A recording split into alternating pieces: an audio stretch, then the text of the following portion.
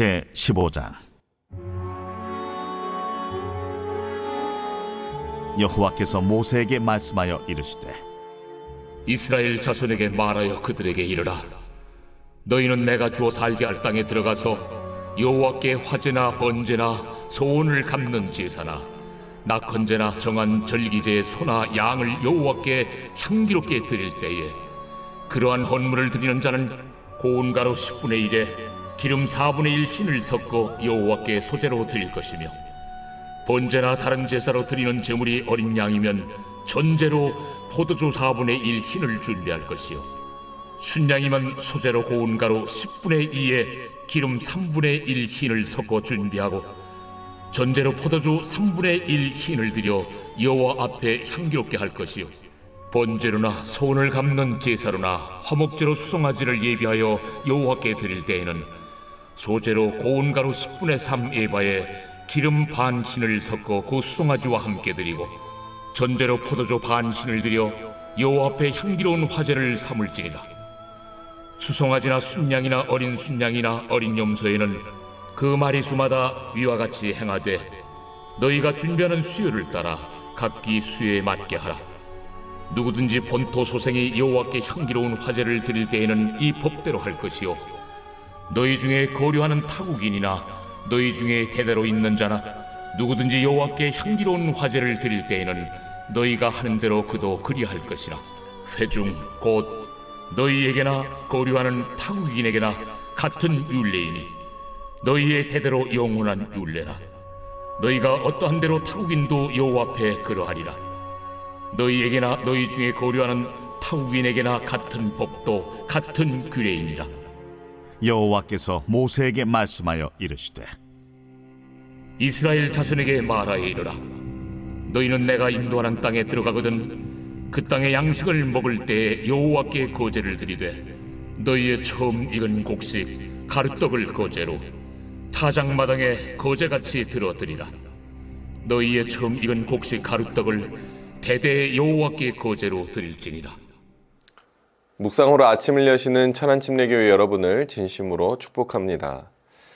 한 학생이 있습니다. 이 아이는 수학을 싫어했습니다. 수학은 너무 어려웠고 아무리 이해하려고 해도 이해가 되지 않았습니다. 차라리 어려운 수학을 포기하고 친구들과 노는 것이 더 좋았습니다. 결국 학교에서 선생님께 혼이 났습니다. 왜냐하면 친구들과 놀다가 수학 숙제를 하지 않았기 때문입니다. 그러나 학교 선생님은 이 학생을 포기하지 않았습니다. 원리와 기초부터 차근차근 다시 가르치기 시작합니다. 작은 문제들을 해결하며 자신감을 회복시켜 주었고 수학에 흥미를 갖게 하였습니다. 이 아이가 선생님께 질문합니다. 선생님, 왜 수학은 배워야 할까요?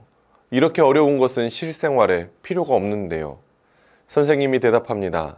인생을 살다가 보면 수학 문제처럼 어려운 문제가 찾아올 거야.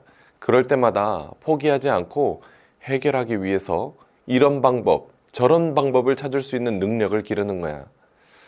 여러분은 인생에 찾아온 어려운 문제를 어떻게 마주하십니까? 가데스 바네아에서 이스라엘 백성들이 하나님의 명령을 듣지 않았습니다. 모세는 하나님의 명령을 거부한 백성들이 형통하지 못할 것이며 광야에서 1세대가 죽게 될 것을 이야기합니다. 그러나 이스라엘 백성들은 모세의 말을 듣지 않았고 전쟁에 나갔다가 하나님의 징계로 인해 아말렉과 가나안 사람들에 의해 처참하게 패배하게 됩니다. 그러나 하나님께서는 이스라엘 백성들을 포기하지 않습니다. 다시 하나님께서는 제사의 방법들을 알려주십니다.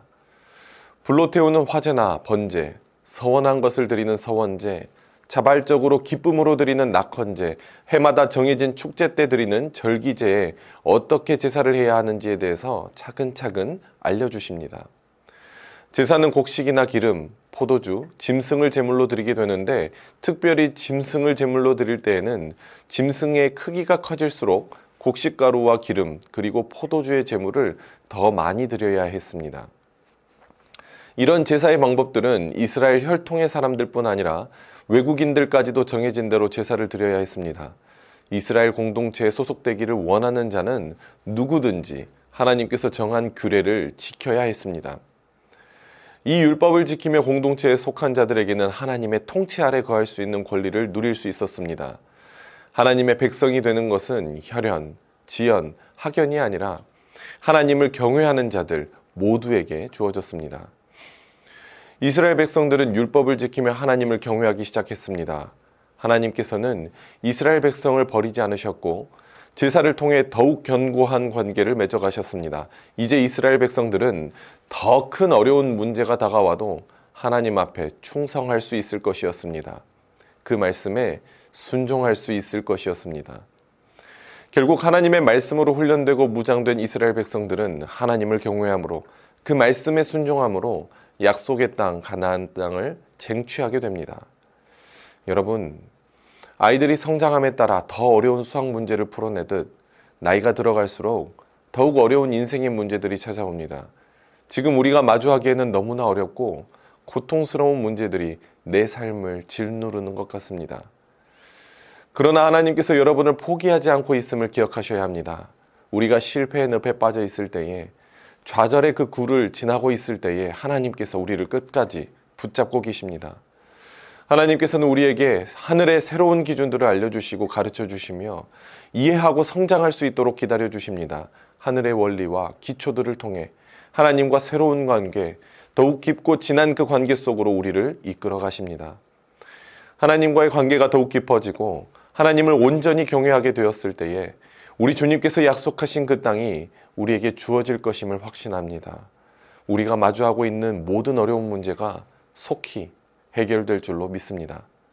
사랑하는 성도님들, 인생의 어려운 문제 하늘의 방법으로 해결하시기를 축복합니다. 하늘의 원리와 기초를 통해 하나님을 경외함으로 어려운 모든 문제들을 해결하시는 저와 여러분이 되시기를 예수님의 이름으로 축복합니다. 제가 잠깐 기도하도록 하겠습니다.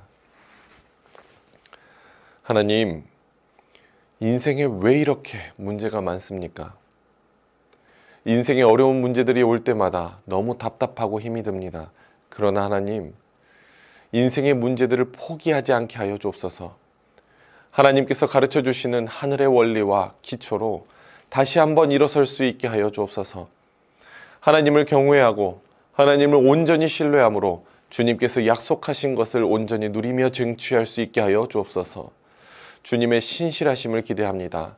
위대하고 강하신 주님, 일하여 주시옵소서. 살아계신 예수님의 이름으로 간절히 기도드렸습니다.